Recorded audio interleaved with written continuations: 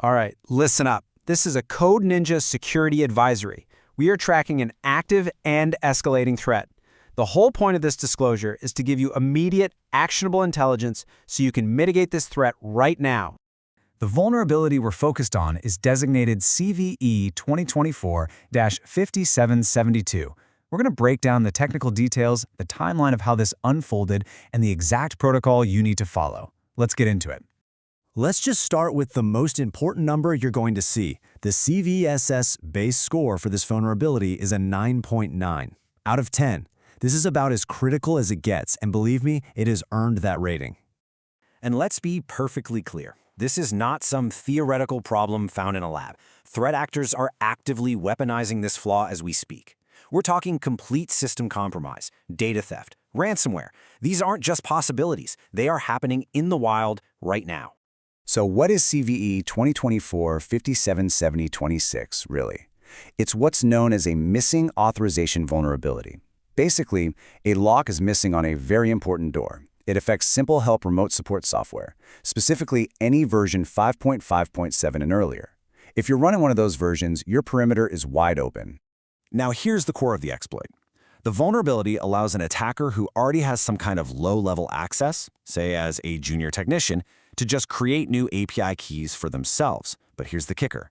These keys aren't regular keys. They're unrestricted, with full server administrator privileges. It's a straight shot from the bottom rung to complete control of the entire system. And just look at how fast this thing blew up. It was first disclosed back on January 15th. A single week later, its severity was jacked up to that 9.9.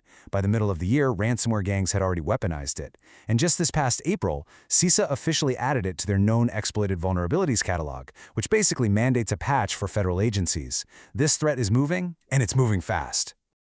Okay. Before we move on to the actual protocol, we need to do a quick comms check. It's critical that we can establish a secure link for ongoing threat intelligence. First things first, you need to subscribe to this channel at Cybertech79, and you have to enable all notifications. In today's threat landscape, this isn't just about watching videos, this is a security necessity. It's how you get real-time intelligence on threats just like this one. Second, I need you to hit the like button on this advisory. I want you to treat it as a formal acknowledgement of receipt, an ACK. It's your way of confirming that you have received this critical intel. And finally, drop a one-word comment, either patched or vulnerable. This isn't for engagement metrics. You are actively participating in a community census. It helps all of us get a better handle on the blast radius of this exploit. Comms check complete? All right, let's move on to the protocol. This is the deep dive. We're going to cover the impact and the exact mitigation steps you need to be taking like yesterday. First, let's talk about the blast radius. Who's in the line of fire?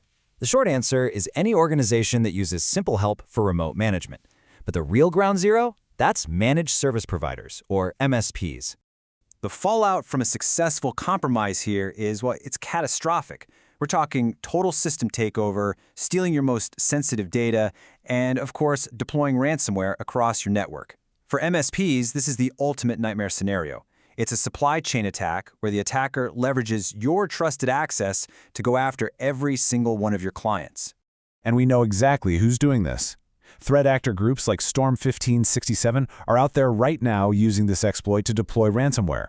We've seen some of the biggest names, Play, Medusa, Akira, Dragonforce, all tied directly back to this specific vulnerability. Okay, you understand the threat. Now let's talk about the solution. Your most urgent mandate is to patch, period. There is no other way around this. Here are your 4 steps to secure the perimeter. 1. Upgrade immediately. Get your systems to SimpleHelp version 5.5.8 or anything newer. 2. Audit. You have to assume you might already be compromised. Go on a hunt for persistence. Audit every single API key and revoke anything with permissions that look too high.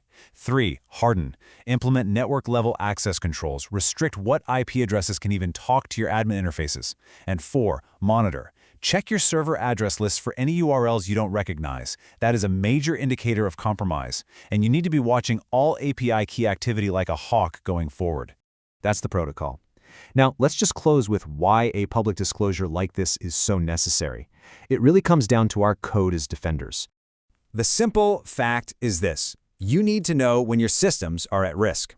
It is our ethical and our practical imperative to get this information out there so you can actually protect your infrastructure.